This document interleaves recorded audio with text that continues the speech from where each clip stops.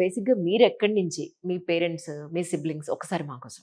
నేనంతా పెరిగింది అంతా గూడూరండి, నెల్లూరు దగ్గర. Oh! Daddy is from Tirupati. అంటే తిరుపతి దగ్గర. బట్ అమ్మ వాళ్ళది విజయవాడ. బట్ మేమున్నదంతా గూడూరు అనమాట ఎడ్యుకేషన్ అంతా. రైట్. సో ఇంకొంచెం మాస్టర్స్‌కి అలా వెళ్ళేసరికి చెన్నై. ఆహా! ఇంటర్ తర్వాత ఫ్యాషన్ డిజైనింగ్ ఏదైనా చెయ్యాలి అని ఇంట్రెస్ట్ ఉండేది అప్పట్లోనే.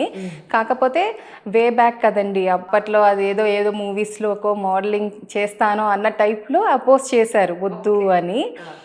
ఇంకది వెళ్ళిపోయింది. ఇంకా తర్వాత నేను బయోటెక్ చేశాను. అదంతా అయిపోయింది. హైదరాబాద్‌లో వర్క్ చేశాను. తర్వాత యూకేలో ఉన్నానన్నమాట కొన్ని ఇయర్స్. అక్కడ కూడా వర్క్ చేసేదాన్ని. అక్కడేం వర్క్ చేసేవారు? ఎన్‌హెచ్‌ఎస్‌లో చేసేదాన్ననమాట. హెల్త్ ఇన్ఫర్మాటిక్స్‌కి. So background Biotech.